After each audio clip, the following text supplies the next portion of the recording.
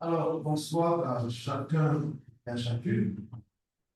Au nom de l'Institut Al-Muafaka et de la conférence de la vie consacrée au Maroc, nous vous souhaitons une chaleureuse bienvenue. Merci à vous d'avoir pu braver la pluie et le froid pour cette conférence qui entre dans le cadre d'un cycle de conférences que nous offrons en partenariat avec la conférence de la vie consacrée au Maroc. Certains le savent, certains un peu moins. Al-Muafaka est une institution œcuménique de théologie portée par l'Église catholique au Maroc et l'Église évangélique au Maroc pour former des acteurs ecclésiaux avec une ouverture sur le dialogue interreligieux. Et c'est pour cette raison que la conférence de la vie consacrée au Maroc, qui rassemble les congrégations catholiques présentes au Maroc, s'est tourné vers nous pour qu'ensemble nous puissions organiser des sessions de formation. Je peux même dire d'édification ou d'éducation sur des thématiques particulières. Alors, tous les 2 mois, il y a une conférence en présentiel à Al-Muafaka sur un des 5 défis identifiés par la Covid-19, notamment l'enseignement qui nous concerne ce soir, la santé, la couverture sociale, les défis liés à la gestion de l'eau. Conférence par laquelle nous avons commencé ce cycle, le chômage, la démographie. Chaque conférence est présentée par un spécialiste. Alors, ces conférences sont hybrides parce qu'elles sont en présentiel ici à Mafaka, diffusées sur Zoom et traduites en simultané en espagnol, ce qui permet de les ouvrir au monde hispanophone du diocèse de d'Angers et au-delà. Elles sont ensuite archivées et mises à disposition en ligne sur la chaîne YouTube et sur notre site. Et puis, tous les 2 mois, en alternance cette fois-là en ligne, il y a un événement purement en distanciel avec l'interview d'une congrégation religieuse présente au Maroc. Ce soir, donc cette fin d'après-midi, nous avons la joie d'accueillir le discours qui sera introduit par le Père Daniel qui vous le présentera un peu mieux, qui est un universitaire, ancien directeur de la Bibliothèque nationale du Royaume du Maroc, qui va nous entretenir dans le cadre de ce cycle des défis du Maroc sur la question de l'enseignement. Et à travers l'enseignement, c'est l'avenir des générations, la transmission du savoir et les conditions d'un développement durable et inclusif qui seront interrogées. Sans plus tarder, je vais passer la parole à Daniel pour introduire Prescobus. Et une fois de plus, vous êtes le bienvenu à Prescobus.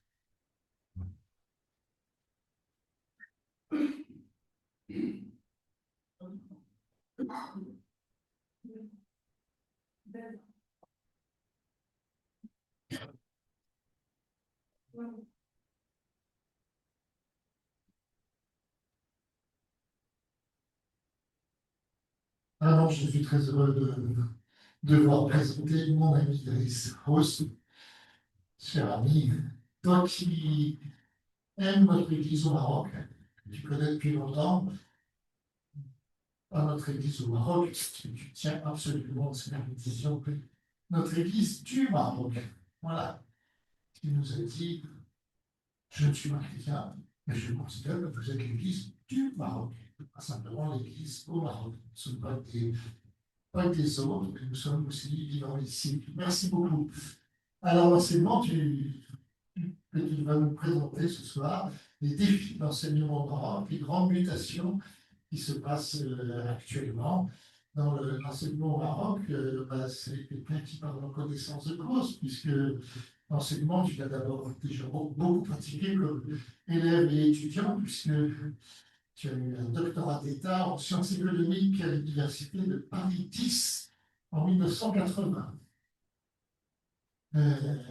Ce qui t'a conduit à être professeur de sciences juridiques, économiques et sociales dans plusieurs universités du Maroc.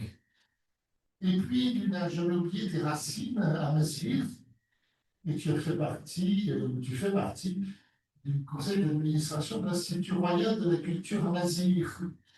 Et si aujourd'hui on enseigne la masure dans les écoles marocaines, ben, c'est aussi grâce au travail de cet institut royal dont tu es un membre très actif depuis 2006. Tu es aussi le président de la commission nationale chargée d'élaborer le projet de loi organique du Conseil national des langues et de la culture marocaine, qui est prévu par la Constitution de 2011. Tu es le président de cette commission nationale, donc tu es impatient qu'elle puisse passer au travail. Ça dépend des autorités politiques et non pas de toi de la mettre en route. Alors, j'ai un très long CV, je ne vais pas tout dire, hein, mais ce qui concerne notre soirée d'aujourd'hui, tu es très heureux, tu es très passionné par tout ce qui concerne les évolutions de l'éducation, cette tâche si essentielle dans une société, dans un pays, puisque tu as été chef de cabinet du ministre de l'Éducation nationale et de la jeunesse en 2002 et 2003. Et puis, fidèle, si je puis dire, à ton amitié avec Jacques Lefranc, à la source ici, qui était le directeur de la source et qui ne cessait de dire le développement passe par la lecture. Le développement passe par la lecture. Eh bien, c'est toi qui as rebâti au Maroc une bibliothèque nationale du Royaume du Maroc, cette magnifique bibliothèque nationale que j'espère que nous connaissons tous. J'ai déjà des noms. Allez-y, ça vaut la peine. Cette magnifique bibliothèque nationale, c'est toi qui l'a édifiée, qui l'a mise en train, etc. Que dire encore? Tu es directeur de la Fondation Esprit de Fès, manifestant par là ta passion aussi pour la rencontre des cultures. Et puis, pas seulement ça, le souci aussi dans ce pays, de ceux pour qui la vie est plus difficile.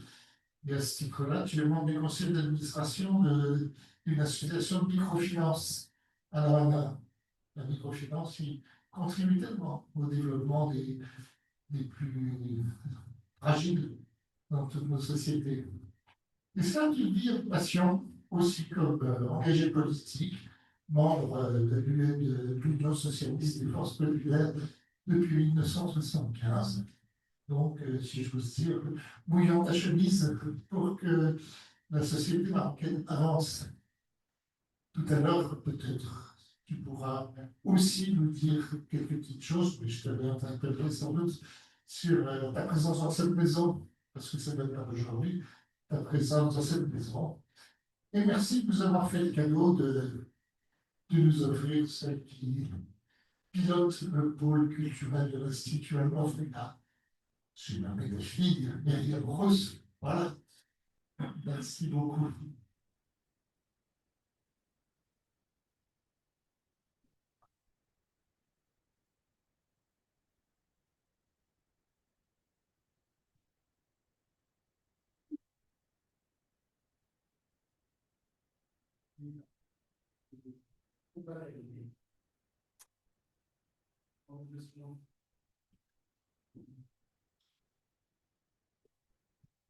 Bonsoir, mesdames, messieurs, monsieur le cardinal, monsieur le directeur, mesdames et messieurs. Je voudrais vous remercier d'avoir tenté d'appliquer cette belle pluie, ce beau temps, pour venir m'écouter.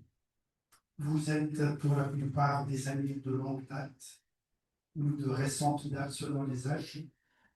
Et je remercie le Mouafaka, cette belle maison dont j'apprécie beaucoup l'existence, la culture, et à laquelle j'avais, grâce à mon ami Marion qui est là, et à mon ami Anne-Marie qui est là, participé au débat de sa création.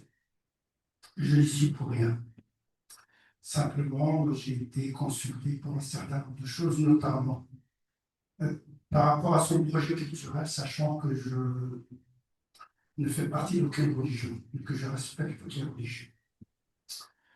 Le débat sur lequel nous allons réfléchir ensemble est un sujet sur lequel j'ai beaucoup travaillé. Et parce que j'ai beaucoup travaillé, j'ai du mal à l'exposer. Il est difficile de l'exposer de façon académique devant l'auditoire qui est le vôtre. Il est difficile aussi de l'exposer de façon journalistique. Je n'en suis pas un. Je suis un universitaire. La vie a voulu, ça a été dit par mon ami Daniel, que je vous remercie beaucoup pour cette présentation qui a tracé l'essentiel de ce que j'ai vécu de façon amicale, de façon complète. La vie a voulu que je sois universitaire, que j'ai eu l'expérience en 2000 d'avoir été un des responsables de l'éducation nationale avec mon ami qui est là, Abdelzak Hanouchi. Nous nous suivons depuis plusieurs années. Nous avons fait de belles choses, nous avons eu des illusions, nous avons eu des désillusions, nous avons rêvé, nous avons fait, nous avons réussi, nous avons échoué. C'est ça la vie. Et un certain nombre de choses dont je vais parler, je les ai vécues avec un certain nombre de collègues. Dans le cadre d'une expérience qui était très forte. C'était dans le cadre du gouvernement de l'alternance. Et nous étions dans un gouvernement dirigé par le Parti socialiste ou social-démocrate, chacun le qualifie comme il veut. Et j'ai notamment, avec des collègues dont je viens de parler, initié la mise en place du projet de la Charte nationale de l'éducation et de la formation, qui a été élaboré à partir de 1999 par décision du roi Hassan II et de frère Hassan II, de réfléchir aux problèmes graves de l'éducation nationale. C'était en 1999 qu'il est décédé. Sa Majesté Mohamed VI a pris la relève et cette commission a continué. Et c'est dans le cadre des directives de cette commission qui a réuni l'ensemble des composants politiques, académiques, culturels, syndicales, associatives du Maroc, que nous avons commencé ce travail. Je vais en parler, mais simplement pour vous dire que j'ai fait partie de façon collégiale de ce travail. Et c'est dans ce cas qu'un certain nombre de choses, certaines me paraissent aujourd'hui comme heureuses, d'autres me paraissent comme étant des erreurs. Je vais en parler de façon objective parce que je suis dans un cadre amical où je me sens tout à fait à l'aise, sinon je n'aurais pas accepté d'en parler. Et notamment la mise en place des académies régionales de l'éducation, notamment la désignation des délégués des directeurs régionaux sur la base de projets devant des commissions. Et les 3 premiers sont proposés au ministre qui propose au chef du gouvernement qui décide. Nous avons notamment mis en place la désignation des doyens et des présidents d'université sur le même principe. Les AREF, les académies régionales d'éducation et de la formation, nous les avons mises en place. Si c'était à refaire, je ne le referais pas de la même façon. Ça a été dénaturé. Je le dirai peut-être si j'ai l'occasion. En juin 2023, mon ami Abdelzak est là, nous avons décidé, le ministre qui était réticent, et nous avons négocié avec le Premier ministre de l'époque, M. Abdelhamid Boussoui, pour mettre en place l'enseignement de la masure. Et le ministre nous a chargé une commission à laquelle j'étais, il y avait un certain nombre de personnes dans mon ami, pour négocier avec l'IRCAM, dont je ne faisais pas partie. À l'époque, l'IRCAM refusait que j'adhère, je n'ai jamais demandé, mais des amis ont proposé que j'adhère et l'IRCAM avait refusé, en disant nous ne voulons pas des partis de gauche, ni de partis politiques, parce que nous voulons que l'IRCAM soit en dehors des enjeux politiques, ce que je comprends parfaitement. Donc en juin, je crois que c'était en 23 juin, le 23 juin 2023, il y a eu la signature de... Les frites, les purées, autre que ça. Mohamed Chakir, un grand monsieur. Et C'est le ministre de l'Éducation nationale a introduit l'enseignement de la masure. Vaste projet. Si c'était à refaire, est-ce que je le referais? Non. Aujourd'hui, je suis persuadé que l'enseignement de la Mazir doit commencer par la recherche, préparer les cadres, préparer les formateurs, donner le temps de préparer les manuels, parce qu'on se rend compte, et je le dis aujourd'hui, tout à l'heure, qu'entre 2023 et 2026, on a mis des plaques, on a mis des finales partout, on a dépensé énormément d'argent. On a reculé sur la question de la Mazir au niveau de la profondeur sociale. On a avancé sur le plan symbolique, très important. On la reconnaît. Évidemment, la Constitution de 2011, vous le savez mieux que moi, dans son préambule, dans l'article 5, a reconnu que la Mazir est un patrimoine commun de tous les Marocains et que la culture marocaine est une et unifiée dans sa diversité.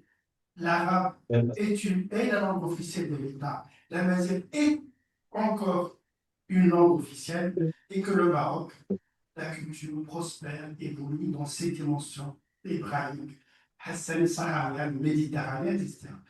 Dans le Conseil national des langues de la culture que j'ai présidé sur décision de Sa Majesté, j'ai appris par cœur tout ce qui concerne la culture dans la Constitution. Donc, à force d'utiliser, à force de forger, on devient forgeron.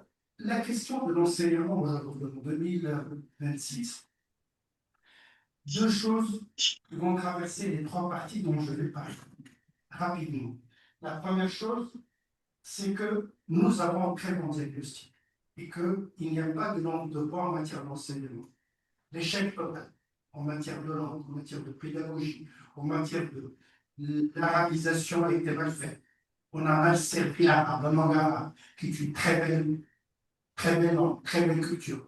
Mais la façon dont elle a été utilisée à partir de 1977 a contribué à islamiser la culture marocaine, à orientaliser la culture marocaine.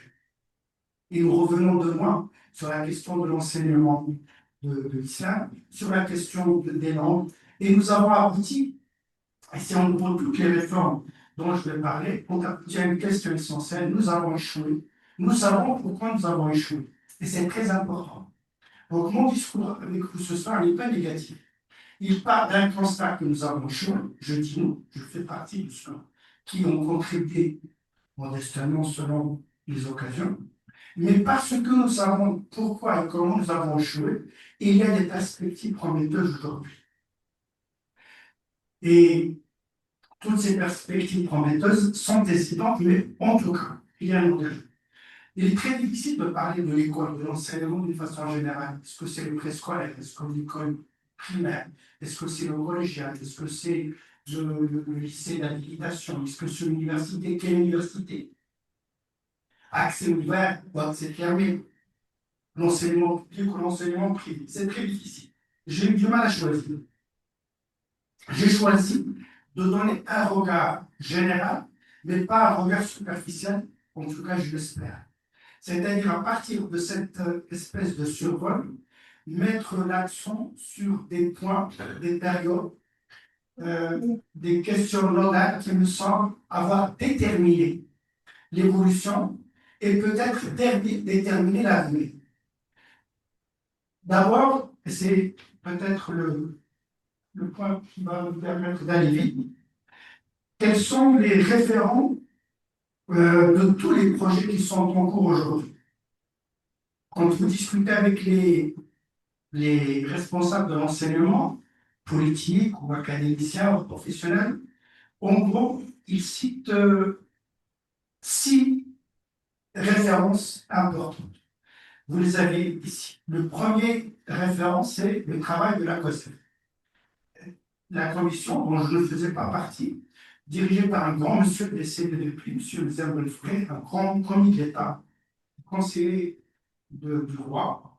Et pour la première fois, il a réuni une commission qui a travaillé pendant 2 ans et qui a fait un très bon diagnostic. 3 points essentiels dans ce diagnostic et 3 perspectives rapidement. Premier constat, c'est que l'enseignement ne produit ni la connaissance générale, ni la spécialisation. Deuxième chose, c'est que l'enseignement, en général, l'université en particulier, produit du chômage. 3, c'est que l'enseignement n'a pas de cohérence, que ce soit dans le préscolaire, ou le scolaire, ou le collégial, dans le lycée ou dans l'université. C'est désarticulé, c'est éparpillé, ça c'est le premier constat. Deuxième constat, déjà en 2000, ce n'est pas un problème d'argent, et je le dirai. Aujourd'hui, l'enseignement public, c'est 27% du budget de l'État. C'est énorme. 27%, 24% pour le ministère de l'Éducation nationale, c'est-à-dire le préscolaire, le scolaire et le lycée. C'est 6,1% du PIB. Donc ce n'est pas un problème d'argent, mais c'est un problème de mauvaise allocation des ressources, à la fois en termes d'argent, à la fois en termes de ressources humaines.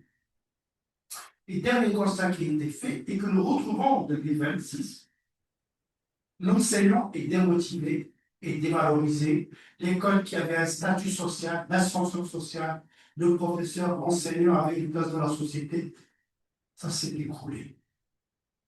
Pourquoi ça s'est écroulé? Parce qu'il n'y a pas une seule famille marocaine qui n'a pas des enfants qui chantent. À quoi ça sert de faire des études si après des études, les enfants non seulement ne peuvent plus travailler dans les activités traditionnelles, mais en plus, ils chantent avec des licences, avec des doctorats, avec des DEUG. Et aujourd'hui, en 2026, il y a 1,6 million de gens là, dont plus de 60% sont des diplômés. 21% des chômeurs du Maroc sont des diplômés, mais qui n'ont pas de métier, qui n'ont pas de formation. Donc, une école ou un enseignement qui produit du chômage, qui ne s'insère pas dans la société, c'est une véritable matrice de la crise. Les perspectives de la COSEF, rapidement, mais si vous voulez, on peut revenir, mais ça fait déjà quand même longtemps. Moi, je me base là-dessus parce qu'elle continue encore. Elle vient d'être abrogée, cette loi. Et en janvier 2026. C'est pour ça que j'en parle. Elle a irrigué l'ensemble des décisions, l'ensemble des lois, l'ensemble des directives. Et chaque enseignant dont vous parlez pas de la loi 0001. C'est ça, la loi 0001. C'est cette loi. Cette perspective, les langues. Il y a sur le marché une inégalité entre l'Orient selon la langue. Si vous parlez l'arabe ou l'amazigh, vous êtes hors du marché. Donc les langues nationales sont des langues qui sont désavouées par le marché. Il y a un problème dont il faut parler. Pour parler. C'était hier, c'est aujourd'hui, c'est demain. Faut-il enseigner les langues qui ne sont pas des langues nationales? Le français, évidemment, il y a un capital historique. Les archives, le patrimoine, des chercheurs comme moi travaillent en français, mais pas seulement, mais aussi l'économie marocaine fonctionne, mais aussi c'est le canal vers l'Union européenne, avec laquelle nous sommes liés par des accords de bon voisinage, du statut avancé depuis novembre 1984. L'anglais, langue d'ouverture, langue des réseaux sociaux, nous partageons encore, et c'était une perspective. Travaillons les langues. Mais comment les travailler? Ce programme posé en 2000, 2003, 2004, il a été créé dans l'application, il a été réellement posé de façon sereine et à mon avis objectif que depuis 2017, dans la loi 4, dont je reparlerai tout à l'heure. Troisième, dernière perspective, c'est qu'il faut homogénéiser l'enseignement, parce que l'enseignement épouse et renforce les inégalités sociales, épouse et renforce les inégalités territoriales, que ce soit le public ou le privé. Le rapport du centenaire, présidé par le même personnage, M. Isabelle Frère, en 2005, j'ai fait partie de la commission. Le directive du roi, il a été publié. En gros, il dit que le Maroc, depuis l'indépendance, a gaspillé les ressources humaines et que nous n'avons pas su développer l'intelligence collective ni l'intelligence individuelle. Mettons les choses à part et recommençons. Le centenaire, revenir aux ressources humaines, capitaliser et développer la personnalité marocaine dans 50 disciplines et s'ouvrir. Mais ne pas s'ouvrir si on n'est pas fondamentalement assis, etc. Et donc, la relation, ce qu'ils appellent, ce que nous appelons, nous les économistes, l'adéquation entre la formation et l'entreprise, et ce qui suppose que l'entreprise se transforme et que l'économie se transforme. Ce sont ces mêmes directives que reprend la loi cadre en 2015, qui est promulguée en 2019. Pourquoi il n'a été promulgué qu'en 2019? 2015, c'est après 2011, après les mouvements de 2010. Il a été combattu par le PJD, le Parti de justice et développement, qui ont combattu aussi un certain nombre de choses dans la commission que j'ai dirigée, mais ils ont été loyaux. Ils sont professionnels et loyaux, mais ils ont bloqué. Pourquoi ils ont bloqué? Pour deux raisons. La première, ils ne veulent pas entendre parler du français. L'anglais, oui, mais le français, non. Sous prétexte, sous quel prétexte? Il faut lutter contre le français. Le français, c'est la langue du colonisateur. Il faut développer l'arabe, la langue de Dieu, du Coran. Et quand on dit que l'anglais n'est pas la langue de Dieu, qu'à ma connaissance, Dieu n'a pas de langue. Sinon, ce ne serait pas un Dieu. Bon, c'est un débat idéologique. C'est un débat idéologique. Mais pour eux, alors, en gros, le compromis trouvé, c'était de développer les régions, les langues les plus usitées dans la région et développer la traduction. Développer la traduction. Mais les représentants dans ce cadre, ce qui fait que dans cette loi cadre, vous trouvez trois choses. Un, le bachelor, qui a été tout de suite, dès qu'il y a eu changement de ministre, il a été abandonné. On peut en parler. Les langues. Et on revient à l'enseignement des mathématiques en français dans le collégial et dans le lycée. En 2002, dans le ministre avec lequel nous travaillons, je travaillais en tant que responsable du cabinet, nous avons réintroduit l'enseignement de la philosophie. Avant, la philosophie n'existait pas. En guise de philosophie, on enseignait l'éducation religieuse. Et en guise de religion, on enseignait la rhétorique. On n'enseignait pas le Coran, qui est quand même la source principale de la religion. Nous avons réintroduit les mathématiques, nous avons réintroduit le français, nous avons réintroduit la philosophie. Non pas parce que nous sommes pour le français, parce que nous voulons des transitions. On ne peut pas casser et bâtir sur un vide. Notamment parce que, tout simplement, tous les enseignants qui étaient en français, tous, avec l'arabisation, ils ont quitté le bord. Les enseignants de l'arabe ne sont pas formés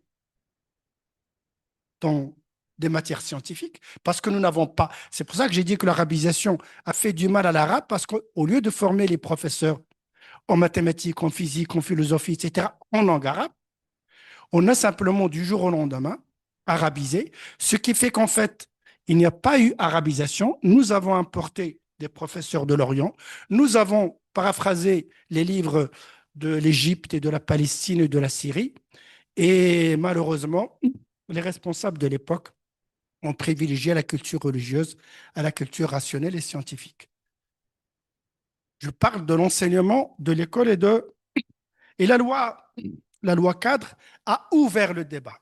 Elle a ouvert le débat, retour aux langues, enseignement privé et développement des filières d'excellence, avec notamment l'accès de plus en plus important à l'informatique au numérique, l'ouverture sur la formation professionnelle et l'accroissement de l'autonomie de l'université. Nous verrons tout à l'heure est-ce que cela a eu lieu ou pas. C'est exactement ce que reprend la 4e directive, référence, la vision 2015-2030. Vous allez voir que chaque fois que nous parlons de l'enseignement au Maroc, l'horizon, c'est 2030. Et ça paraissait loin. En fait, c'est même pas à demain, c'est dans une seconde. Nous sommes en 2026 et quand vous parlez même au ministre, en 2030, nous ferons. Vous avez l'impression qu'il parle de 2050, 2070. Et tous les textes marocains ont pour horizon 2030. Ça paraissait loin. Ce qu'en quoi l'horizon du politique n'est pas l'horizon de l'académique.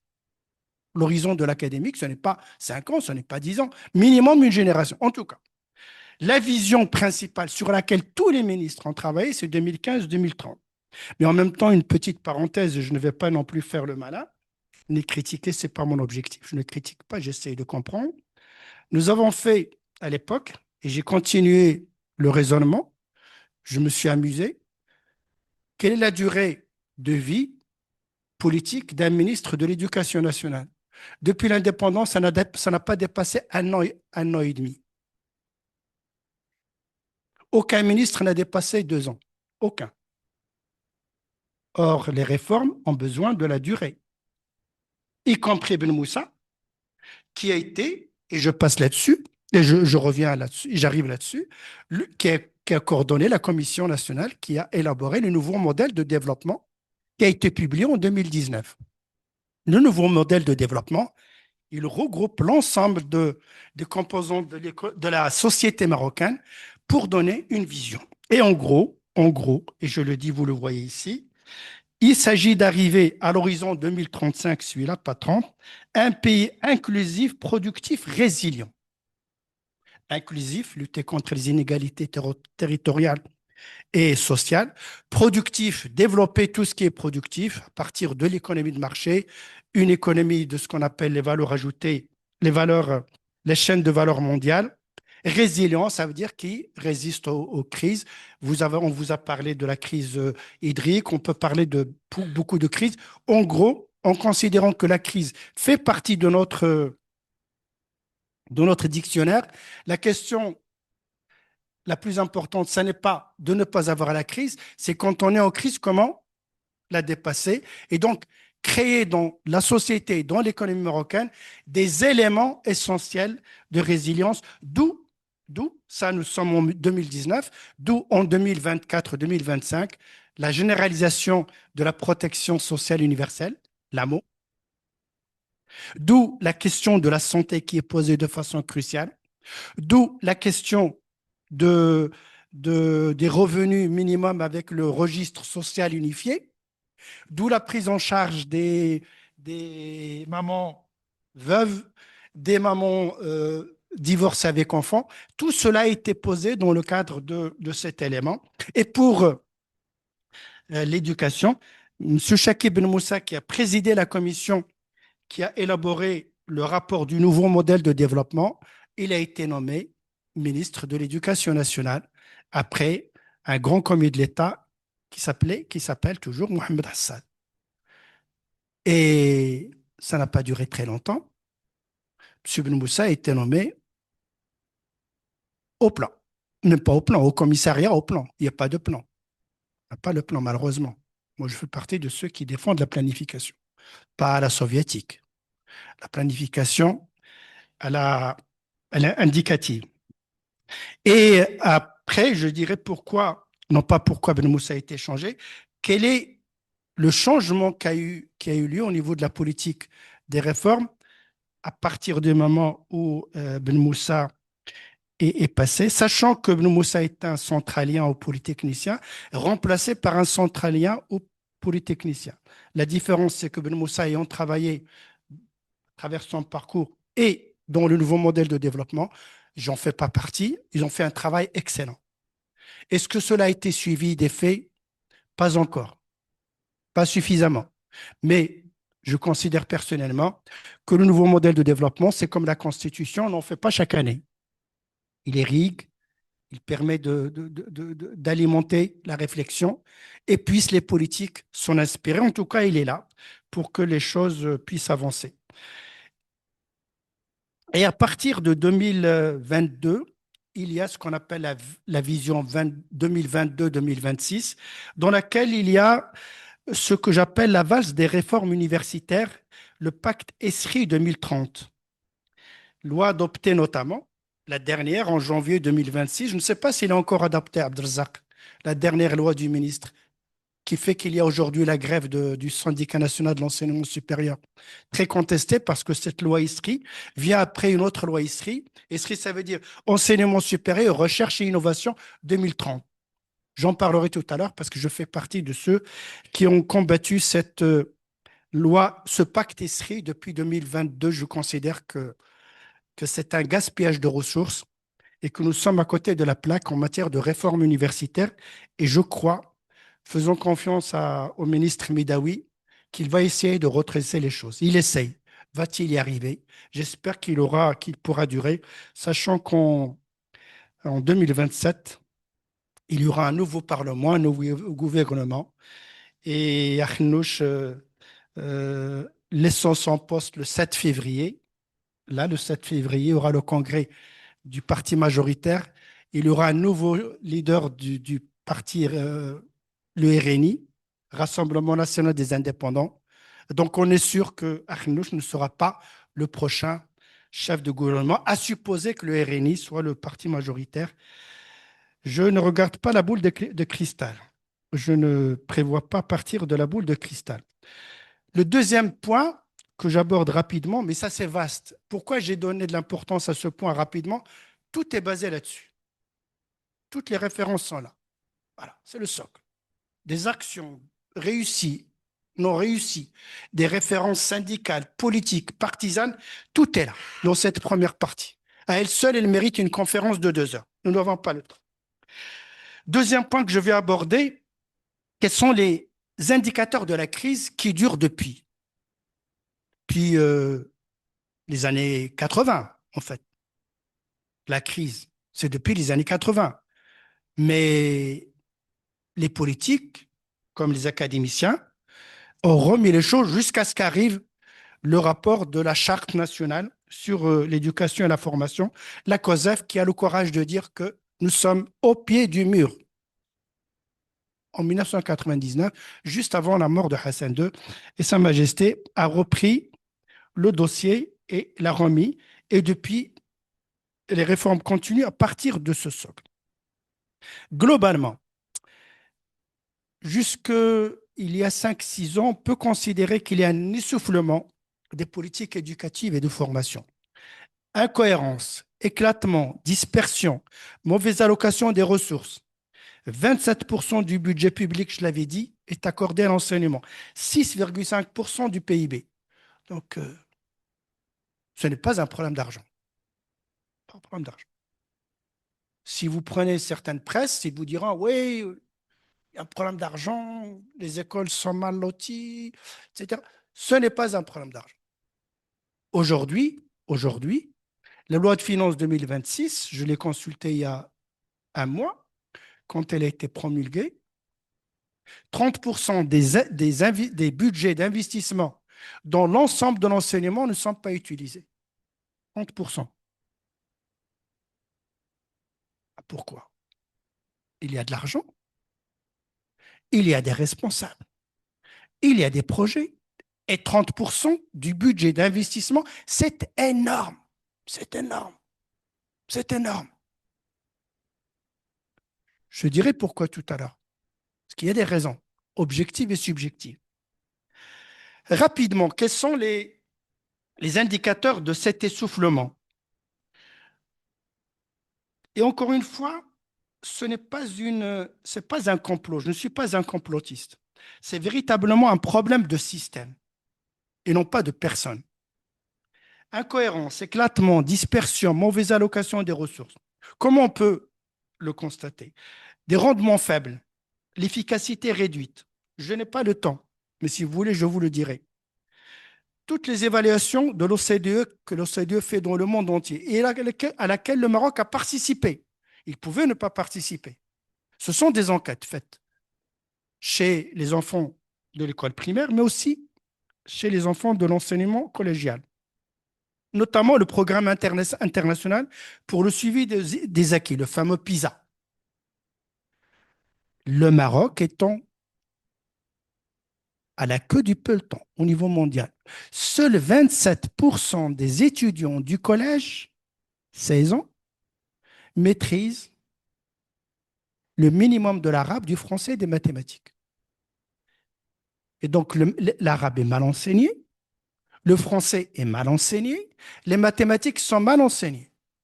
Si on avait 70% en arabe, on dirait que ouais, c'est une langue étrangère, on n'en a pas besoin. Et même aujourd'hui, dans les écoles pionnières, je le dirai tout à l'heure, les résultats en français sont meilleurs qu'en arabe. Je n'ai pas besoin, je n'ai pas envie, faute de temps, d'aborder le problème de la langue.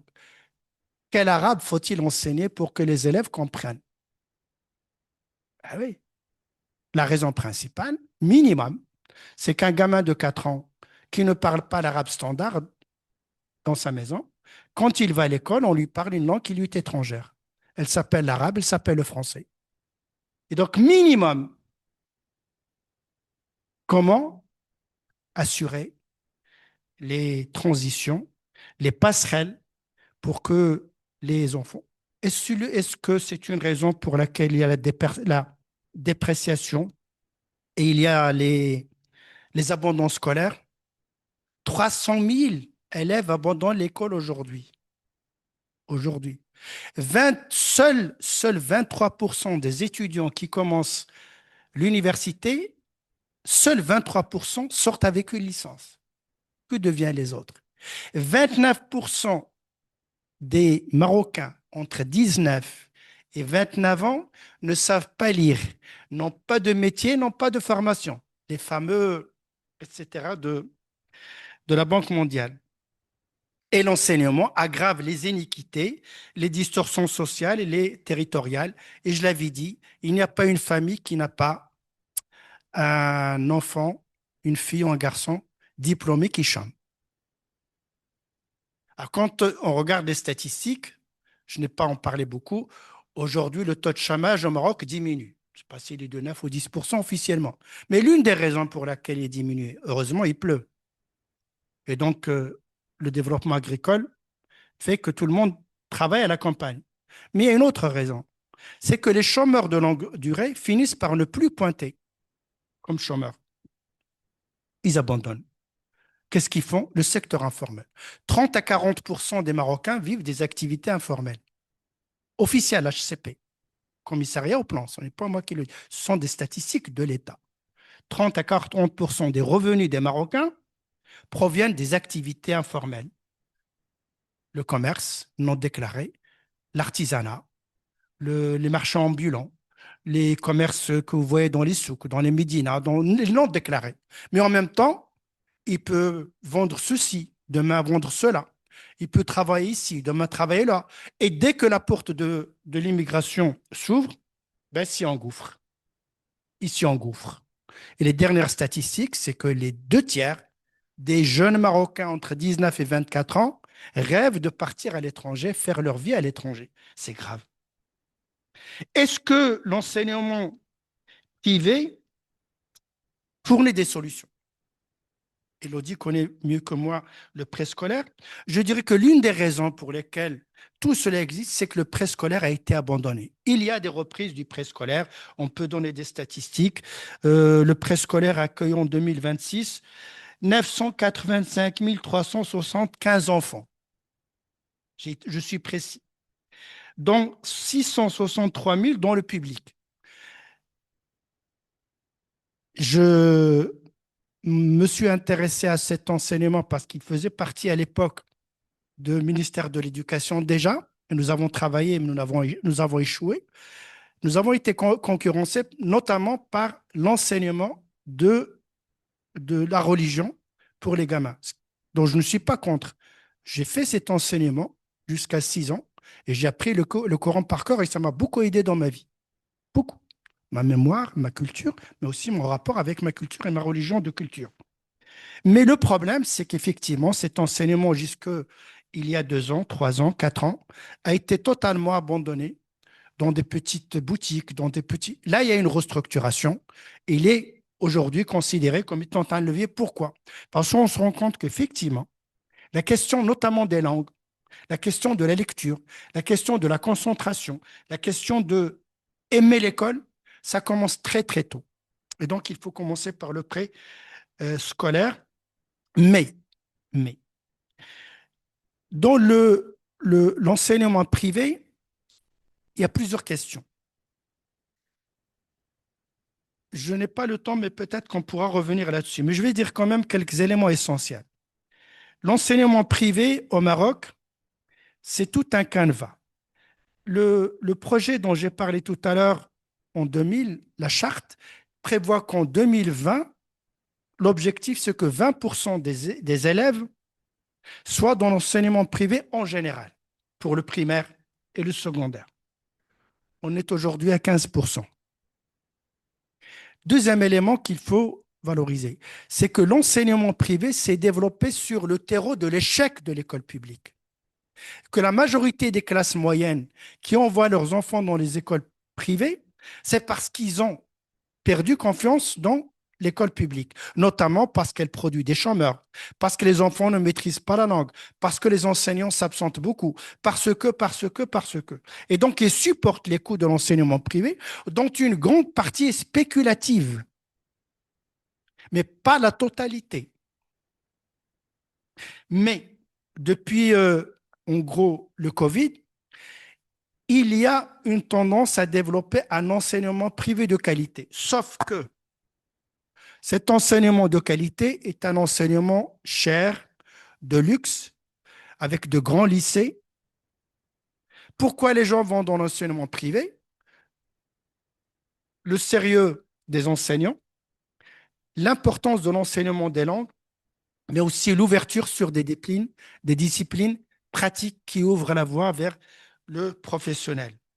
On pourra parler peut-être tout à l'heure des universités. Je vais parler tout à l'heure de l'enseignement privé dans le supérieur. Mais en gros, dans le collégial et dans le lycée, il y a des institutions de prestige, de grande qualité, mais ce n'est pas encore suffisamment structuré, sachant que l'ouverture de n'importe quelle école est soumise à l'autorisation du ministère de l'Éducation nationale, qui doit valider les programmes avec des quotas de recrutement d'enseignants, et que donc, mais, on le retrouvera notamment pour l'enseignement supérieur, on donne l'habilitation pour ouvrir, mais on ne donne pas la reconnaissance du diplôme, ce qui est grave.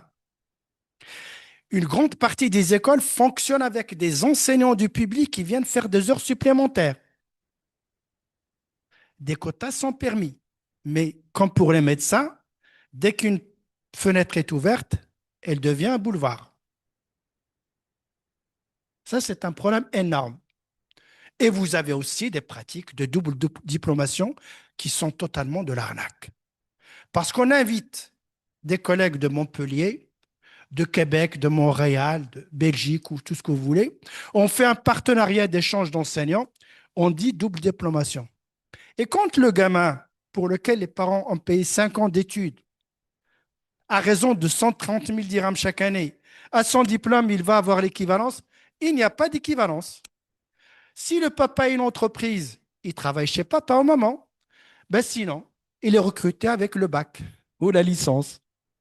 Et là où celui qui a fait le même cursus que lui touche 20 000 dirhams, ben il touchera 6 000 dirhams. Donc ça, c'est encore aujourd'hui le cas. Encore aujourd'hui, en 2026. Ça fait partie des choses que nous avons essayé à l'époque de réglementer. Nous avons échoué. Parce que le corps des éducateurs de l'argent est plus fort que le corps des éducateurs pédagogues. Je vous pose, à partir de 2022, c'est encore le cas aujourd'hui.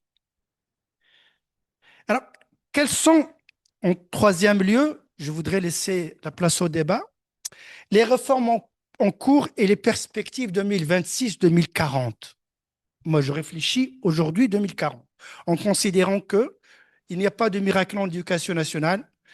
C'est comme on plante un arbre, il faut planter, il faut s'en occuper, il faut irriguer, et il faut laisser à la génération le temps de se faire pour que le relais se fasse.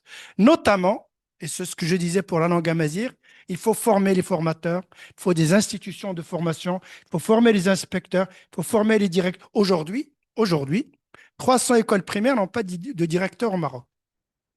Aujourd'hui, 300. Alors, quelles sont les perspectives de réforme?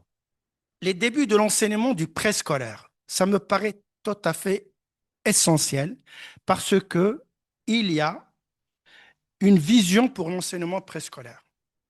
Il y a une agence qui est bien dirigée. Je n'ai jamais travaillé, je ne travaillerai jamais dans l'agence, mais elle est bien dirigée. Et elle a une vision. Est-ce qu'elle a les moyens? Est-ce qu'elle a... Je ne sais pas, on verra. Mais Ce que je sais, c'est que le préscolaire est essentiel pour trois raisons. La première raison, c'est qu'effectivement, il forme à la vie scolaire. La deuxième, c'est qu'il initie les enfants à articuler entre la famille, la société et l'école. Et la troisième raison, c'est qu'il essaye de les initier à travers un certain nombre d'activités ludiques, mais à caractère pédagogique, à assimiler le minimum de ce qui sera leur vie d'élève. Mais dans le préscolaire, une grande partie du préscolaire, c'est du bricolage. C'est des petites boutiques. C'est le deuxième étage avec une pièce et demie d'un appartement, d'un quartier populaire. Il n'y a pas de jardin, il n'y a pas d'hygiène, il n'y a pas d'encadrement pédagogique, comme c'est le cas dans beaucoup d'écoles privées du primaire. Quand vous voyez dans des bâtiments, un deuxième étage avec trois appartements, académie de formation à l'apprentissage de l'ingénierie, en ceci, en cela.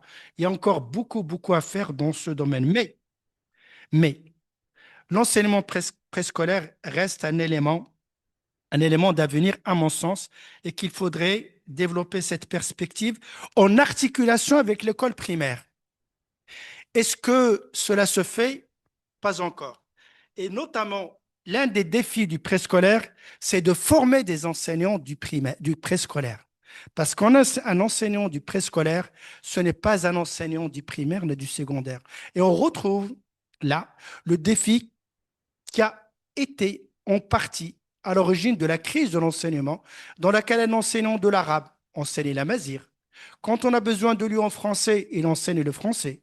Quand on a besoin de lui en sport, il enseigne le sport. Quand on a besoin de lui dans le secondaire, il va au collège. Et après 2 ans, 3 ans du collège, il va dans le lycée. Il faut former les enseignants habilités, adaptés à chaque cursus. Et donc la démarche curriculaire, les curricula, qu'est-ce qu'on enseigne? Comment on enseigne? Elle est essentielle. Et c'est un problème qu'on a reporté. Je vous donne 2 exemples. On a commencé à recruter, je crois, en 2016, parce qu'il y avait un problème, ce qu'on appelle les contractuels. Mais cette histoire de contractuels a déjà commencé bien avant. Je me souviens, à l'Éducation nationale, on avait une crise en 2020 ou 2021.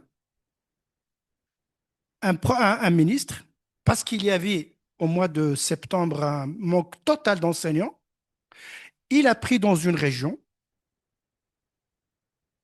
la région, peu importe, je ne vais pas dire pour ne pas stigmatiser mon collègue professeur ministre de l'époque, il a pris 11 000 licenciés, toutes disciplines confondues. On leur a fait des stages de 2 mois, formation pédagogique de 2 mois. Qu'est-ce qu'on peut former en 2 mois? À des licenciés qui parlent mal le français, qui parlent mal l'arabe, qui ne parlent aucune langue, qui ont chômé 2, 3 ans, 4 ans, qui en veulent à la société, qui sont déçus, qui ne rêvent que d'une chose, c'est de partir, qui ne veulent pas de ce Maroc qu'il les a laissés pendant 2 ans, alors que le parent a vendu 20 chevaux pour faire des études. On les recrute et on les envoie comme professeurs. Ça a été la catastrophe. Au bout de 2 ans, 3 ans, la grève sur grève, grève sur grève, nous voulons être titularisés, nous voulons ceci, cela.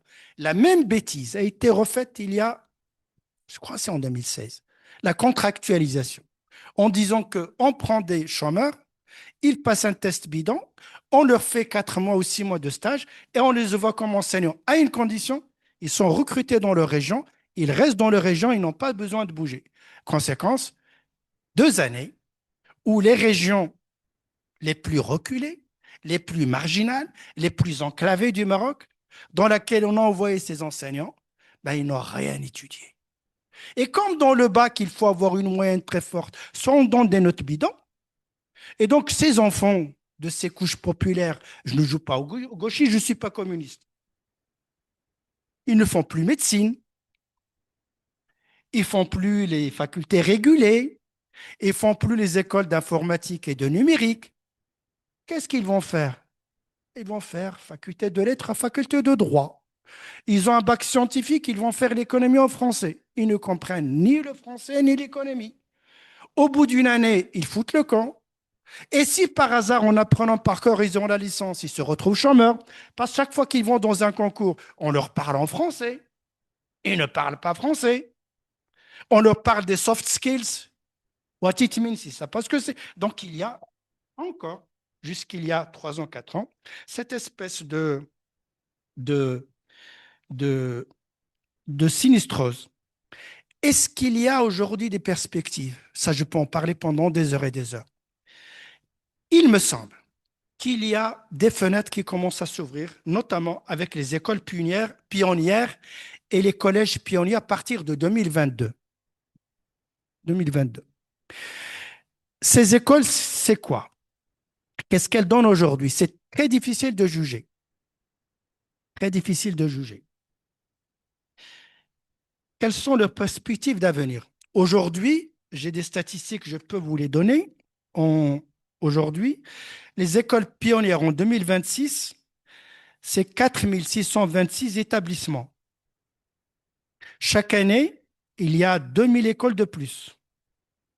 Elles concernent 2 millions d'élèves, soit 56% de l'ensemble des élèves, des 8 millions, 8,7 élèves. C'est pas mal. 2 millions sur 8,7, c'est pas mal. Il y a 786 collèges pionniers aujourd'hui qui concernent 700 000 élèves. Quel est leur projet?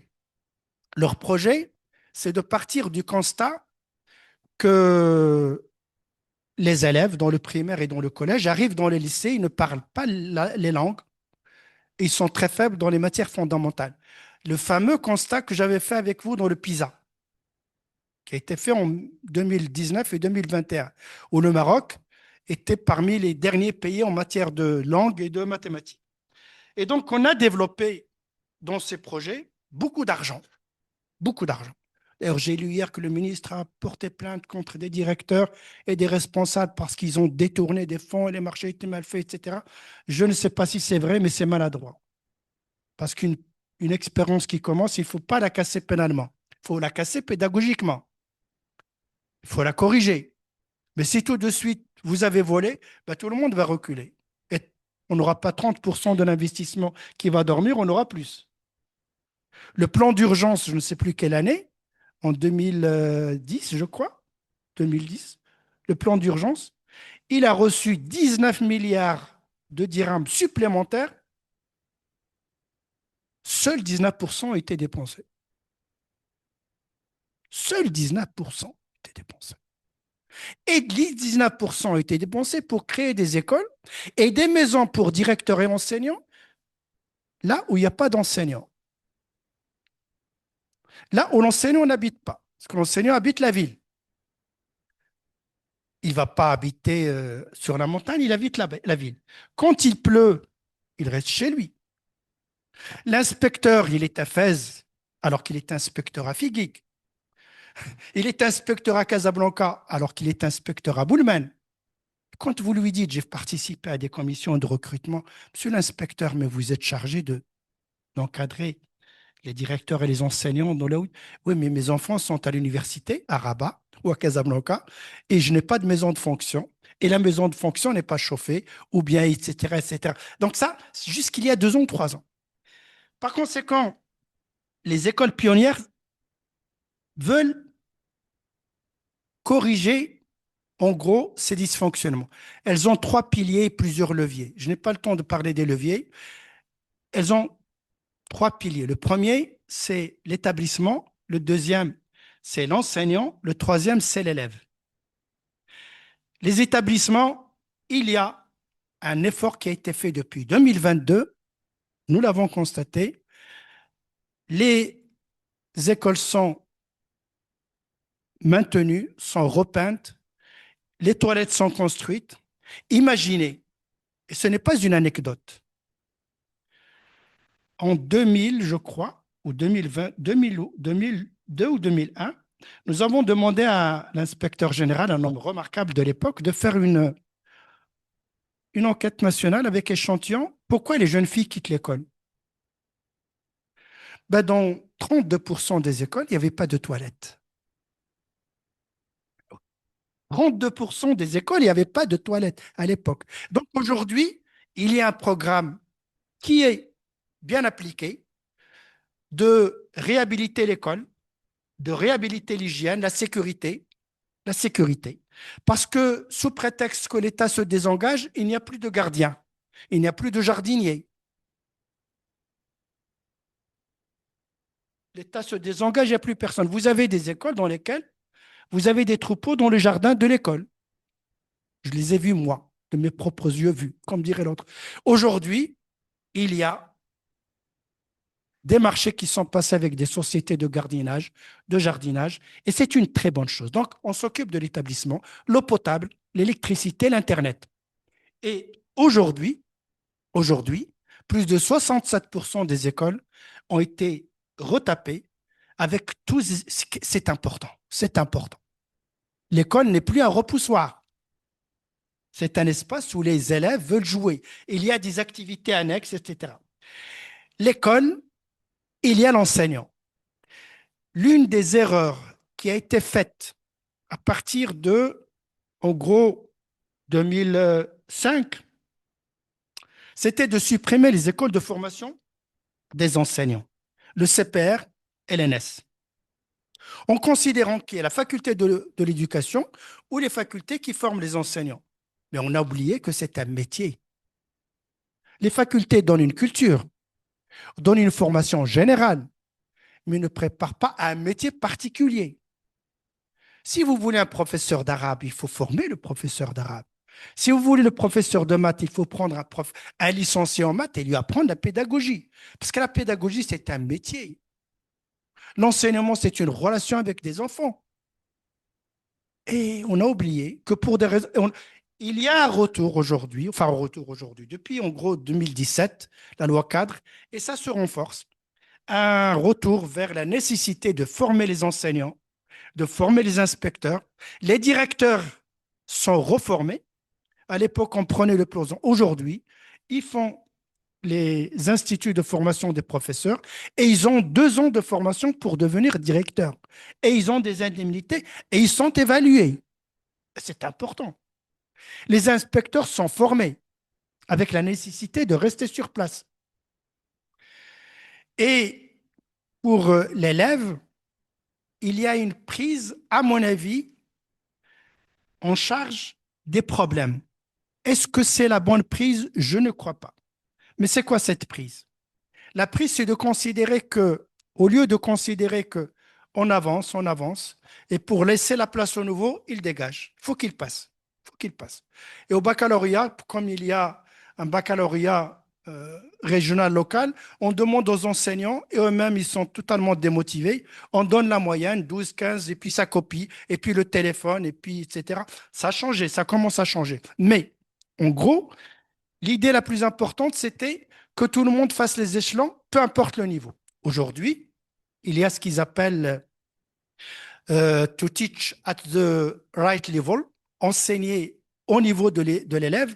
On prend les élèves et ceux qui sont faibles en maths, on leur fait 2 mois de formation en maths. Ceux qui sont faibles en arabe, on leur fait une formation, une mise à niveau en arabe. En français, c'est en français, en arabe et en mathématiques.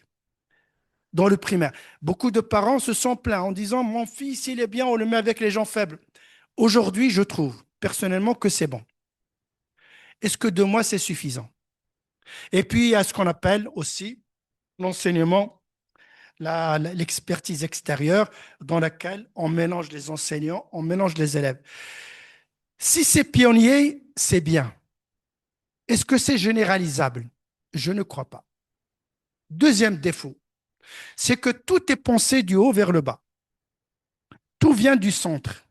Et donc, les académies régionales, les délégations provinciales, le directeur de l'école deviennent des exécutants plus qu'avant.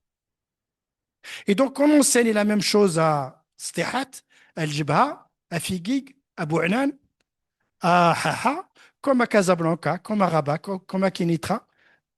Cet enseignement qui vient, de Rabat vers tout le territoire avec des fiches techniques, avec des programmes. Est-ce que c'est bon pour une opération transitoire de mise à niveau? Je crois que oui. Il ne faut pas que ça dure. Or là, l'objectif est de généraliser. Mais attendons de voir. Attendons de voir. Ce qui me paraît important, c'est qu'on met en avant la formation de l'enseignement, de l'enseignant, y compris sur le plan pédagogique. On se rend compte que la salle de classe et l'école sont importantes. On se rend compte que l'arabe, le français, les mathématiques, c'est fondamental, quelle que soit la discipline. Et les mathématiques sont enseignées en français. Pourquoi? Parce qu'avant, on en formait en arabe. Ils arrivent à l'université, j'ai enseigné l'économie. Vous avez des étudiants qui ont un baccalauréat scientifique où ils ont étudié les mathématiques en arabe. Vous lui parlez en économie de la finance, du budget, de l'investissement, de l'épargne, il ne comprend rien. Comprend rien. Comprend rien. D'autant plus que 80% des concepts qu'utilisent les professeurs en arabe sont des concepts en français et en anglais. Parce qu'ils n'ont pas été formés. Alors il faut reformer tout simplement. Et le problème de la langue me paraît personnellement secondaire. La même chose est en train de se faire dans les collèges. Et donc, cette expérience pionnière aujourd'hui, d'après le ministre, elle touche 52% des écoles. Comment la réformer? Il faut continuer l'évaluation. Il faut former les inspecteurs et les écoles. Il faut responsabiliser les directeurs d'académie et les responsables. Et il faut surtout arrêter de croire qu'on peut tout téléguider à partir des ministres polytechniciens et de Rabat. La bureaucratie ne fait pas l'éducation nationale. On a besoin d'experts, on a besoin de techniciens, mais le métier de professeur est un métier de pédagogie, quelle que soit la matière. Or, dans les écoles pionnières, il y a, à mon avis, la prédominance peut-être de la dimension verticale, la dimension bureaucratique, la dimension technique. L'ingénieur pense, le bureau d'études fait un bon projet et on le distille au niveau national, sauf que là, il y a, à mon avis, un minimum de prérequis qui sont faits. J'espère que cette réforme permettra de bouger et surtout d'articuler du préscolaire jusqu'à l'université. L'université,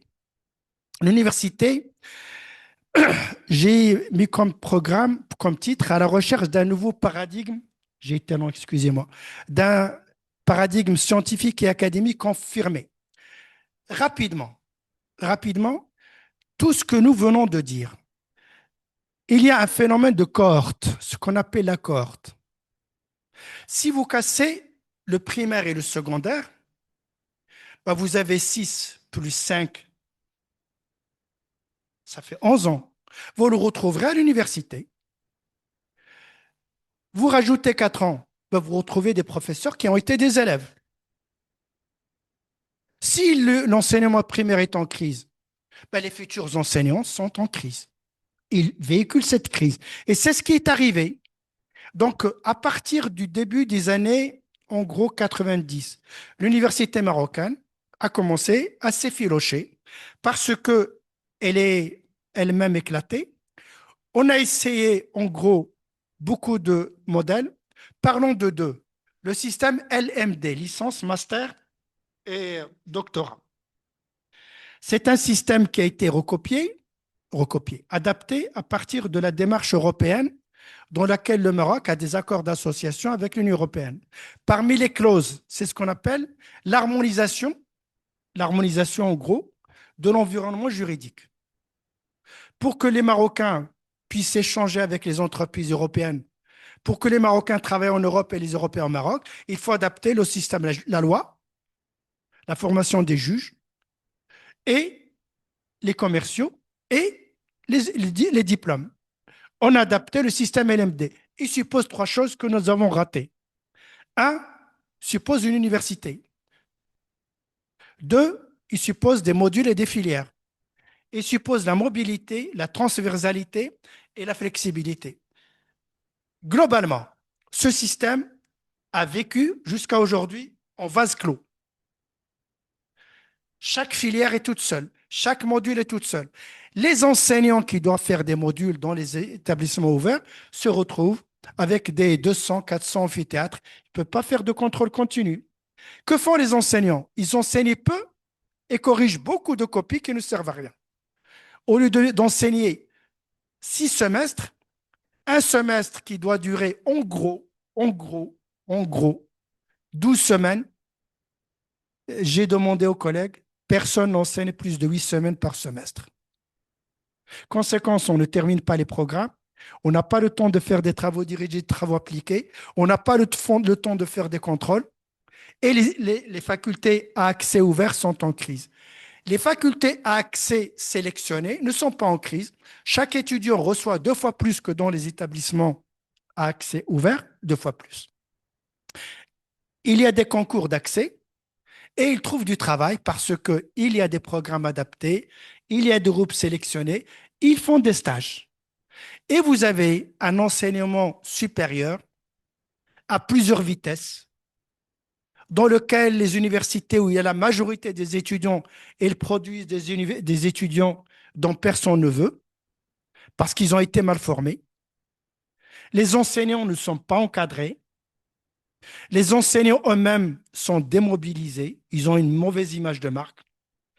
Il y a aujourd'hui une reprise qui se fait à travers ce que j'ai appelé l'ESRI Pacte 2030, qui essaye de remédier en travaillant sur l'autonomie de l'université, en travaillant sur l'homogénéité des filières, en travaillant sur l'articulation entre connaissances générales et formation professionnelle, et en développant, et là, à mon avis, ça a été raté jusqu'il y a 2 ans, il y a une reprise, ce qu'ils appellent les soft skills, c'est-à-dire apprendre aux étudiants à être responsables, à innover, à prendre des initiatives. Sauf qu'on n'a pas formé les enseignants, on n'a pas mis les moyens. Conséquence, on enseigne les langues mal enseignées par des gens qui ne sont pas formés. On enseigne l'anglais par des professeurs à la faculté, par des professeurs du lycée. On confond l'enseignement de la langue anglaise et l'enseignement de l'anglais en tant que langue de travail à l'université. On a ouvert des business schools avec des tas de partenariats dont personne ne veut. Aujourd'hui, il y a une vision qui commence à se développer. La proposition de loi du ministre aujourd'hui est refusée par les enseignants, notamment pour 2 raisons. La première, c'est qu'il institue un conseil stratégique, je crois. Or, il y a un conseil d'université. Il n'a pas les moyens politiques de casser le conseil d'université qui a échoué, il a raison, mais il le remplace par un conseil dont personne ne veut. Là, il y a les grèves aujourd'hui. La loi est passée. Qu'est-ce qui va se passer demain?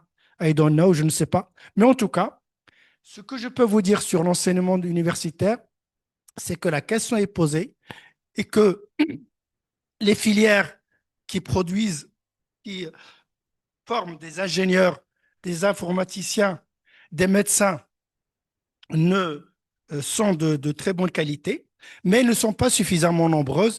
L'enseignement privé supérieur se développe, il est de bonne qualité, il est très cher. Alors, il n'est pas privé. Une grande partie, c'est aussi du partenariat avec le public. L'OCP n'est pas privé à ma connaissance, avec l'université Mohamed VI Polytechnique, qui est excellente, mais pas la seule. L'UR de Rabat, vous voyez le capital, il n'est pas que privé que ça. Mais ce sont des universités qui n'ont pas encore atteint le niveau de 20% des élèves. Est-ce qu'elles vont produire l'excellence qui va peut-être servir de modèle aux autres? Je ne sais pas, mais je sais qu'elles aggravent l'enseignement privé, y compris dans le supérieur, aggrave l'état d'indigence des établissements publics ouverts et que rien ne peut remplacer une école du préscolaire jusqu'au post-universitaire qui soit public parce que c'est un service public et parce que c'est un droit de tous les citoyens. Je vous remercie.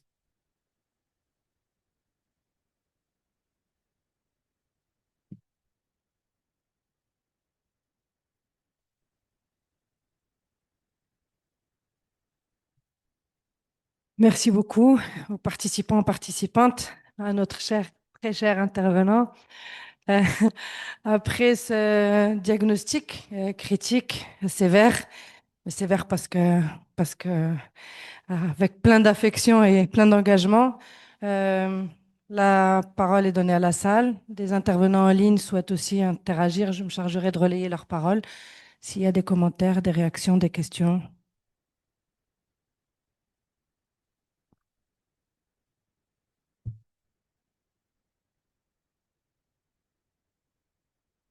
Père Daniel.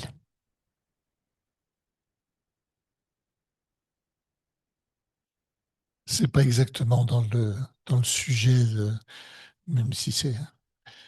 euh, je voudrais que tu nous. Est-ce que tu peux nous parler un petit peu de la passion avec laquelle tu as participé un peu au projet de la source et surtout au projet de créer une bibliothèque à Beni Mellal avec avec le père Levrat.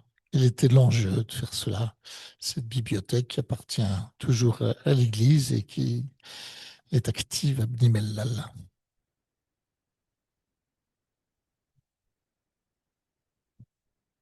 Une série de questions et ensuite un temps de réponse.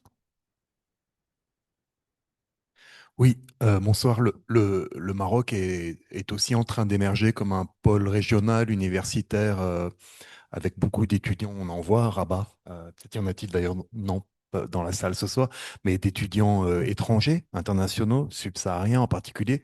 Je me demandais quel regard vous portiez là-dessus. Est-ce une ouverture pour l'enseignement supérieur marocain? Comment voyez-vous ce développement? Merci. Moi, j'ai une petite question. Est-ce que vous ne pensez pas que ce qui manque un peu à toutes ces réformes, c'est un vrai projet politique pour l'école et l'enseignement? Parce qu'enfin, vous avez parlé du déclin de l'école et de l'université. Bah, ça trouve aussi racine dans des choix politiques qui ont été faits à un moment donné de notre histoire. Justement, vous avez parlé de l'arabisation, de l'islamisation, de la fermeture des départements de sociologie et de philosophie. Et est-ce qu'aujourd'hui, si c'est ce qui manque, parce qu'on ne sait pas, est-ce qu'on voudrait justement enfin avoir un citoyen responsable et critique avec justement l'enseignement d'un esprit critique ou un citoyen technicien, je dirais. Enfin, est-ce que ce qui manque pas, c'est vraiment cette dimension politique à ces réformes? Merci. On peut répondre déjà. La source, je l'ai aimée, je l'aime toujours. J'ai eu la chance dans ma vie de faire partie de ceux qui l'a fréquenté. Nous avons en tant que famille, ma femme, mes enfants, une relation amicale avec Jacques Levrat.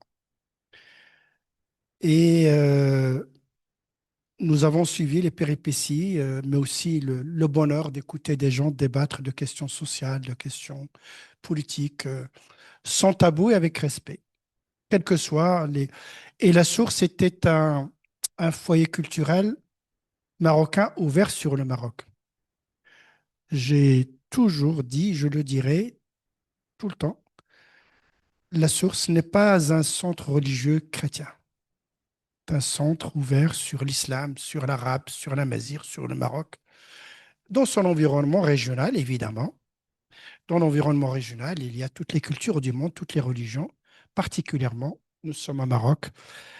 Les religions du livre sont des religions de voisinage, de respect et de partage. C'était la source.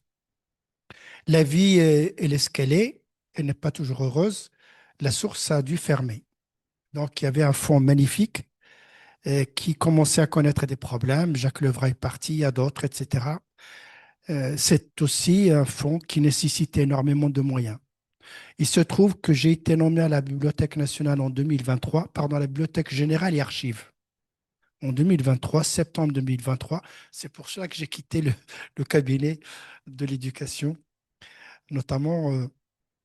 Et donc, il fallait, à partir de l'annexe, qui est à côté de la faculté de lettres, 2013, 2003, 2003, 2003, 2003, 2003, ça fait longtemps, 2003.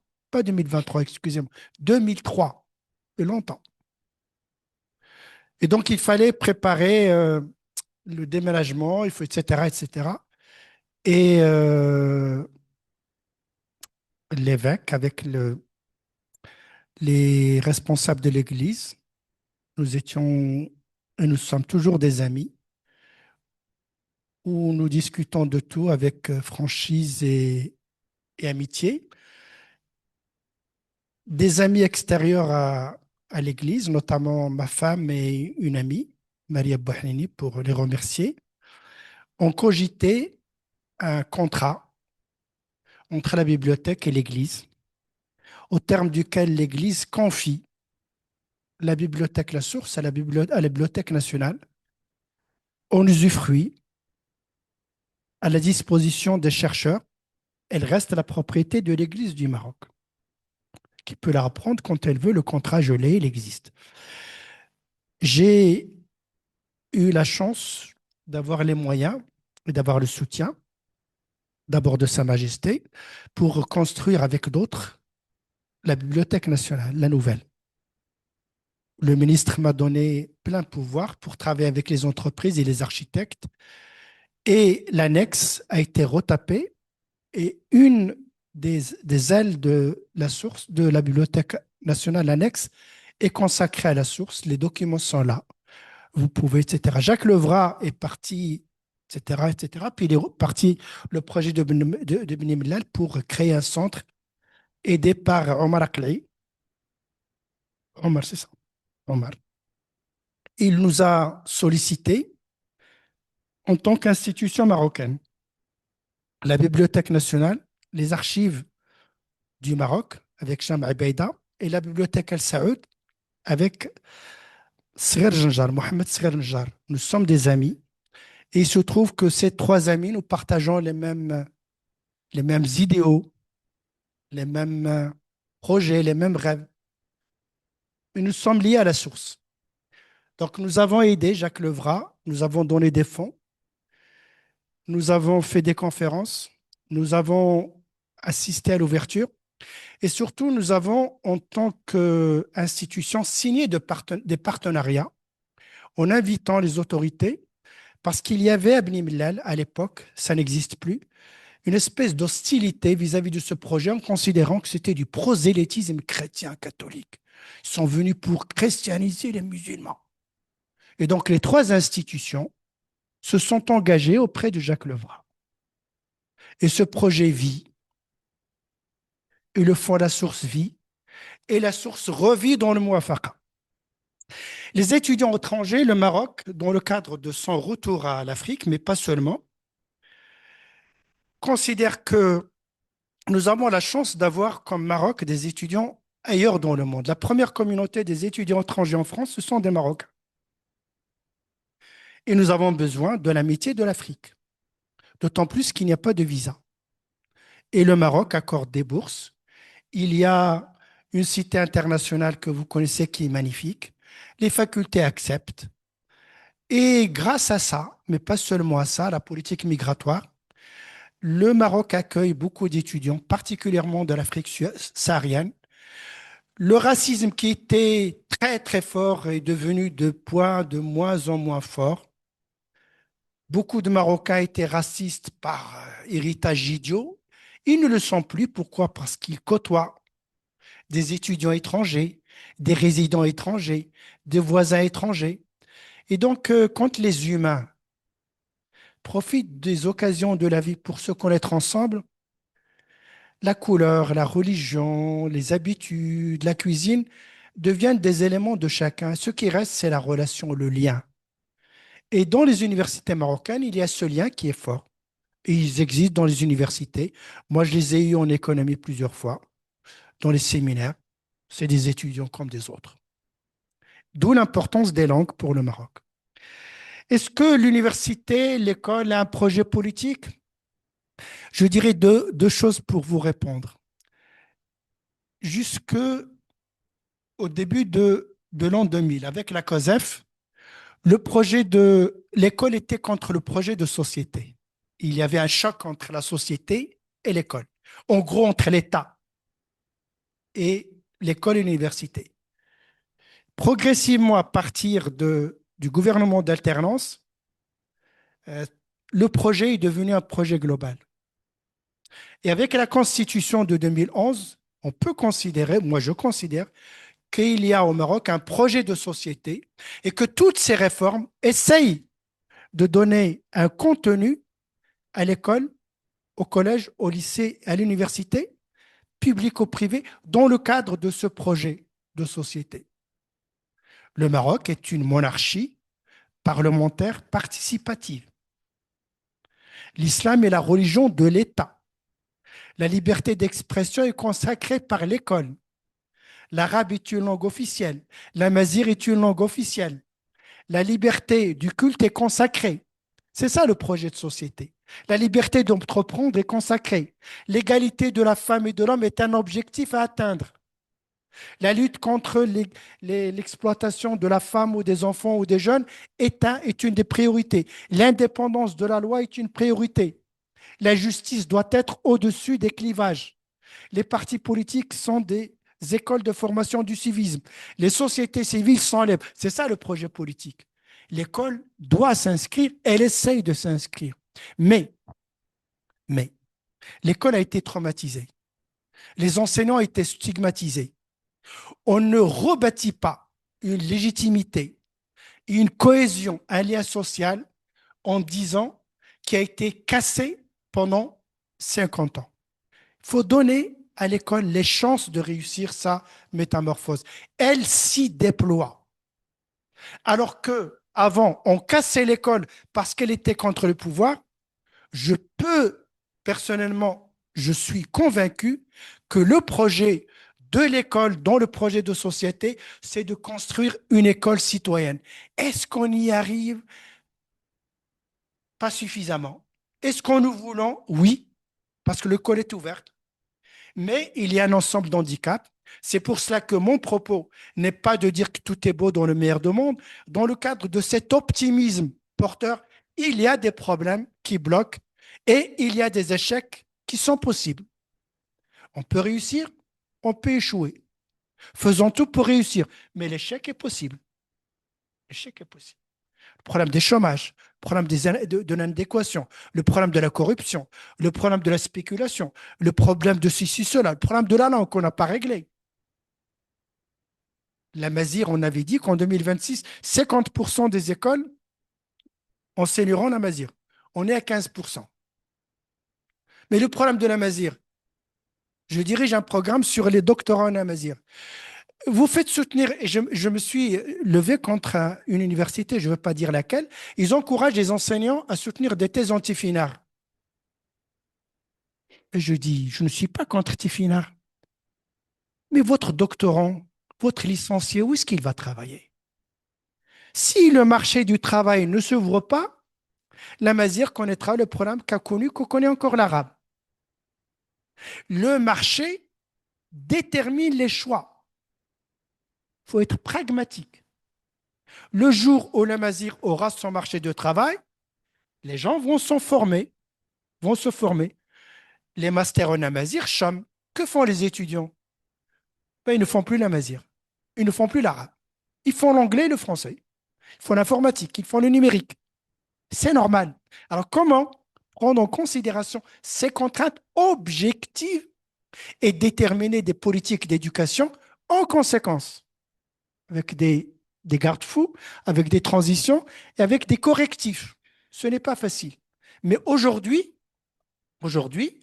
et je vais terminer par là, le Maroc est apaisé. Les problèmes sont connus. Les problèmes sont posés. Les solutions ne sont pas simples. Mais nous allons vers. Puis ce chemin nous mener vers nos objectifs à tous. Je ne peux rien dire de plus que cela. C'est un souhait, mais un souhait objectif actif, dans lequel chacun d'entre nous fera ce qu'il peut. Mais ce n'est pas facile parce qu'effectivement, si l'école échoue, il n'y a pas de citoyenneté, il n'y a pas de civisme, il n'y a pas de participation, il n'y a pas ceci ou cela. Mais si l'école réussit, la société réussit. Mais aujourd'hui, on sait quelle école on veut. On le sait. Nous essayons de mettre les moyens. Est-ce que cela va réussir? On parle de 2030, moi je parle de 2040. Faisons le point de 2040, puis celles et ceux qui vivront feront le point en ce temps-là. Je vous remercie.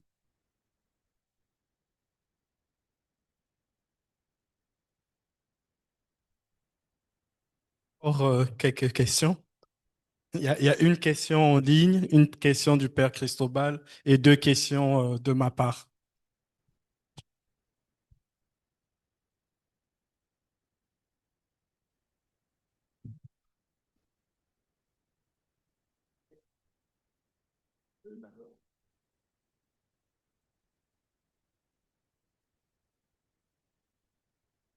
Une question ponctuelle. Je n'ai pas compris quel était le problème avec les étudiants de médecine qui étudiaient 7 ans.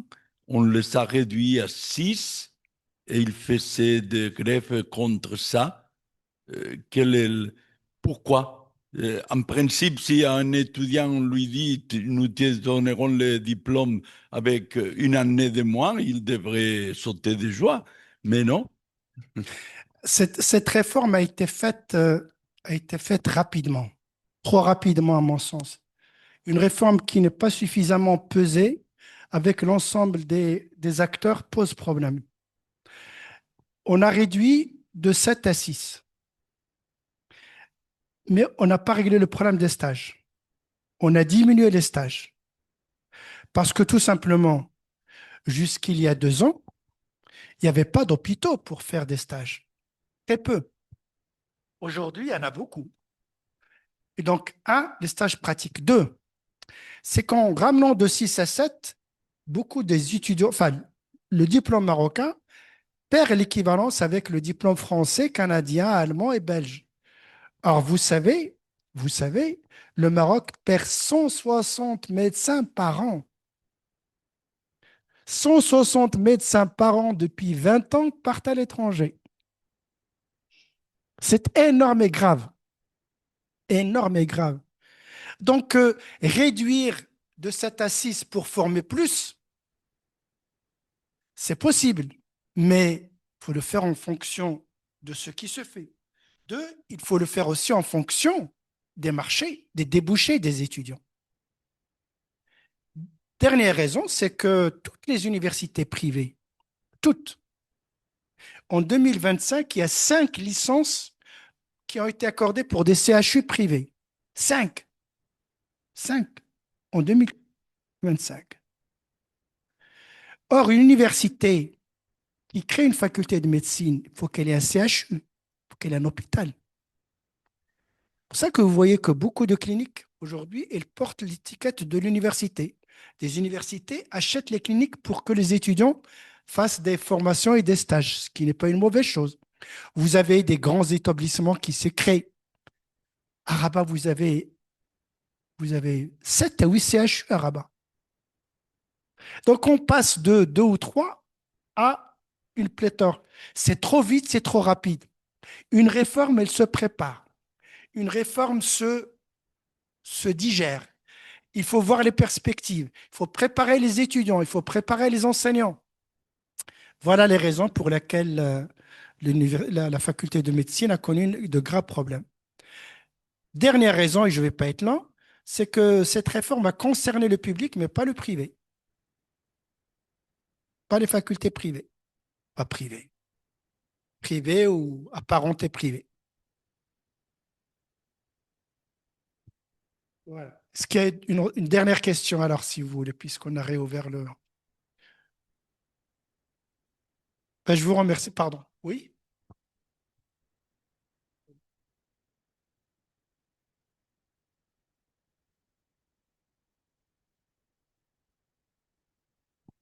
Ça marche? Oui. Merci beaucoup, Sidris, pour votre conférence si riche. Je pense que l'éducation, l'enseignement est aussi important pour le Maroc, comme d'ailleurs pour tous les pays, que l'agriculture. L'agriculture, c'est une chose très présente au Maroc. Vous avez dit qu'il n'y a pas de manque de budget, de moyens. Il y a un très bon diagnostic, mais vous avez aussi dit que En général, la ministre de l'Enseignement ne reste pas très longtemps. Quand je lis la presse marocaine à propos de ce sujet d'une importance primaire, je vois parfois des gens qui s'expriment et qui disent que c'est un problème de gouvernance et qu'il faut faire autrement. Bon, je suis un étranger, je ne veux pas s'aimer la pagaille, mais j'ai quand même voulu soulever la question parce que c'est une chose trop importante pour... bon, je crois qu'on est d'accord sur ça, que ça compte. Donc, comment gouverner ça? Vous avez sûrement des idées là-dessus. Merci beaucoup. Aujourd'hui, l'enseignement n'est plus soumis au clivage partisan. Pendant des années, il y avait une lutte entre Hassan II, en tant que système monarchique, autoritaire, contre la gauche, le projet du parti de l'Istiqlal, le projet de l'USFP, le projet des autres partis de droite ou de centre-droit. Le travail remarquable qui a été fait par M. Mzen Belfaqih, qui était conseiller du roi, ministre, etc., conseiller du roi, un homme qui a bâti des ponts avec l'ensemble des composantes politiques. Tout le monde s'est rendu compte que de toutes les façons, nous allons tous droit vers le mur et qu'il faudrait que la religion, l'islam, que la sécurité, que les affaires étrangères et que l'enseignement n'obéissent pas à la valse des partis politiques et des ministres. Aujourd'hui, quel que soit le ministre de l'Éducation nationale et de l'enseignement supérieur, vous avez deux garde-fous très importants. Deux. Le premier, c'est que vous avez un Conseil supérieur de l'enseignement, de la recherche et de la formation professionnelle qui regroupe dans son assemblée l'ensemble des composantes. Ce conseil, il est consultatif auprès du roi. C'est-à-dire qu'il est saisi, il s'auto-saisit, c'est de l'autosaisine, ou il est saisi par le gouvernement, par le Parlement, l'une des deux chambres, ou par le roi. Et qu'il statue. Chaque année, il fait un rapport. Là, il vient de sortir, il a une instance d'évaluation dans son centre qui vient de faire une évaluation des écoles et des collèges pionniers sur les 2 années 2023-2024. Il donne des conseils, il instruit tous les dossiers et il les soumet à Sa Majesté, au gouvernement. Le Parlement est obligé d'en débattre. Le ministre ou les ministres sont obligés de les prendre en considération, de faire ce qu'ils veulent ou de dire pourquoi ils ne veulent pas faire ce qu'ils veulent. C'est ça le pouvoir consultatif. C'est très important. Ça, c'est le premier garde-fou. Le deuxième garde-fou, c'est qu'il y a dans l'enseignement un ensemble d'instances qui doivent justement faire en sorte que l'enseignement obéisse en gros aux choix fondamentaux.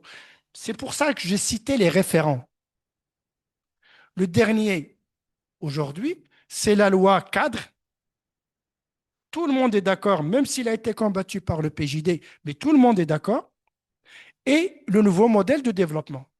Quand vous le lisez, effectivement, vous avez le choix de la société à une société capitaliste, libérale modérée, avec une forte présence de l'État, un jeu parlementaire, des mécanismes de respect de la liberté individuelle et d'exercice de la liberté individuelle, des instances législatives, judiciaires, syndicales, des contrôles. C'est ça l'ensemble. Donc, l'enseignement n'est plus soumis à la seule volonté de telle ou telle majorité.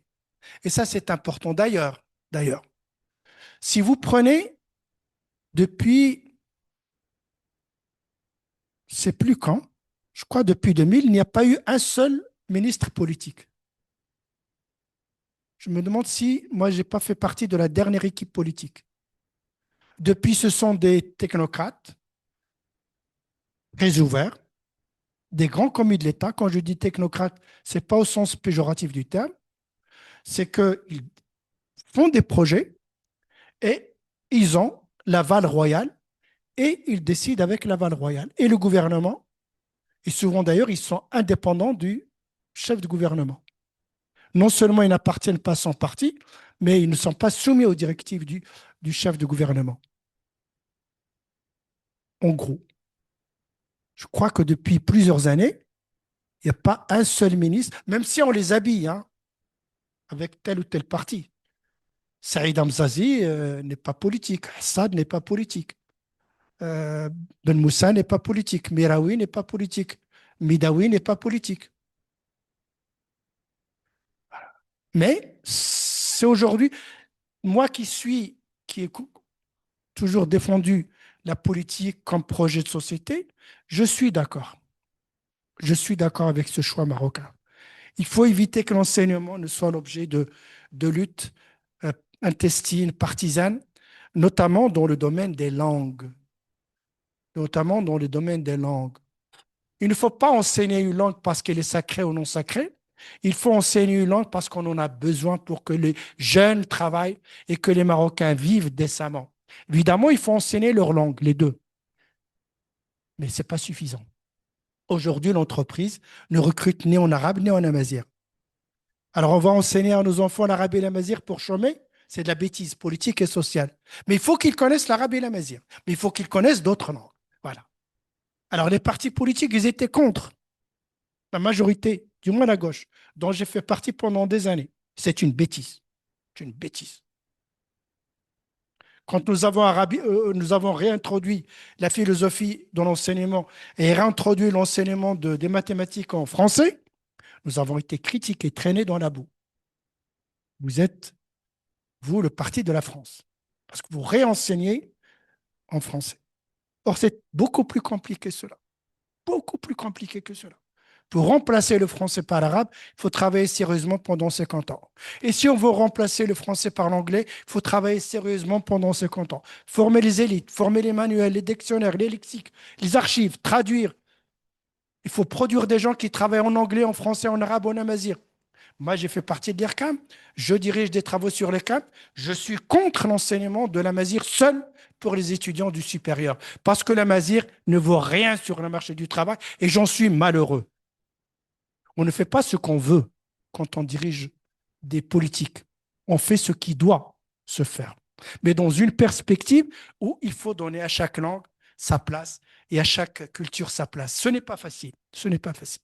C'est pour ça que, grâce à l'amitié de Mouafaka, je n'ai pas fait un exposé de vœux ou de ce qui doit se faire, mais un exposé de ce qui se fait et de ce qui peut se faire en fonction de ce que nous sommes ici, aujourd'hui, au Maroc, en 2026. Je vous remercie. Bonne soirée.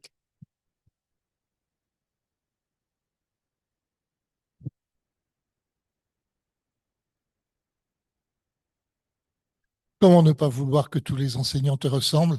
Merci à la fois pour la finesse de ton analyse, ta capacité à débroussailler et à rendre clair un dossier très complexe et compliqué, nous y faire entrer, et en même temps ta hauteur de vue, ta passion que ce pays puisse produire des citoyens qui permettent à ce pays de faire place à chacun et de se développer de multiples manières. Merci infiniment, Driss, pour cette passionnante soirée.